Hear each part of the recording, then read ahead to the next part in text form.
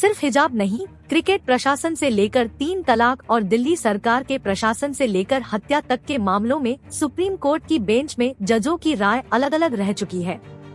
आइए एक नजर डालते हैं कि कब और कैसे कुछ अहम मसलों पर सुप्रीम कोर्ट के जजों ने बंटा हुआ फैसला दिया। 18 जून 2020 3 तलाक केस।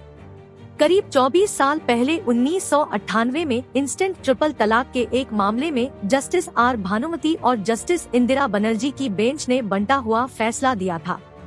मुद्दा था कि क्या फैमिली कोर्ट सीआरपीसी की धारा 125 के तहत भरण पोषण के लिए दी गई अर्जी को Muslim women protection of rights on divorce act 1986 की धारा 3 और 4 में बदल सकता है। जस्टिस भानुमति ने अपने फैसले में कहा कि मुस्लिम वुमेन एक्ट के तहत फैमिली कोर्ट को यह अधिकार नहीं है, जबकि जस्टिस बनर्जी ने कहा कि फैमिली कोर्ट एक धर्मनिरपेक्ष संस्था के तौर पर काम करता है, इसलिए वह जिन मामलों पर विचार करता है उस पर भी यह बात लागू होती है, भले ही मुकदमे में शामिल पक्षों का धर्म कुछ भी हो।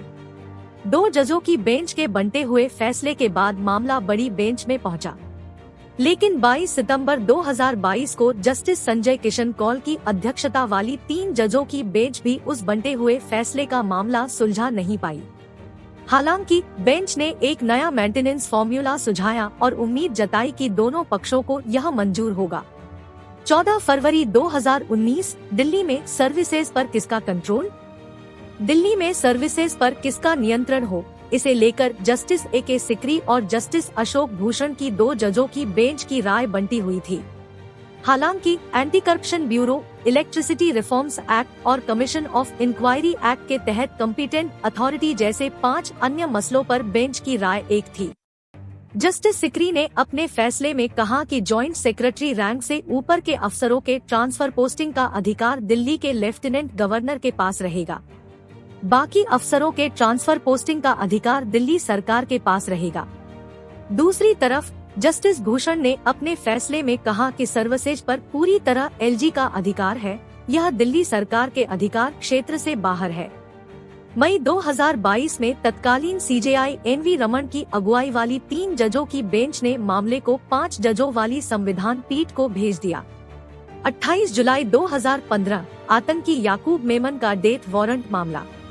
जस्टिस अनिल आर दवे और जस्टिस कुरियन जोसेफ की 2 जजों की बेंच ने आतंकी याकूब मेमन के डेथ वारंट पर स्टे को लेकर बंटा हुआ फैसला सुनाया।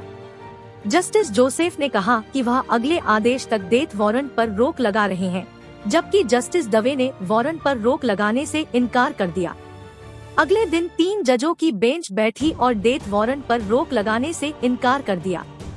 28 अप्रैल 2011 बीसीसीआई के कामकाज पर 2 जजों की बेंच बीसीसीआई के क्लॉज 6 फरवरी 2004 में संशोधन पर बंटा हुआ फैसला दिया था। क्लॉज में संशोधन से क्रिकेट प्रशासकों को खेल में कॉमर्शियल इंटरेस्ट की इजाजत दी गई थी।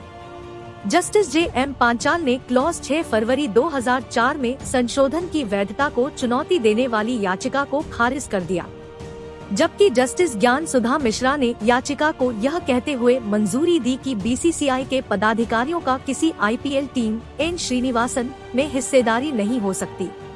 इस मामले में कभी 3 जजों की बेंच नहीं बनी। हाँ, जनवरी 2015 में जस्टिस टी.एस. ठाकुर और जस्टिस इब्राहिम कैफुल्लाह की 2 जजों वाली एक अन्य बेंच ने विवादित क्लॉज को रद्द कर दिया।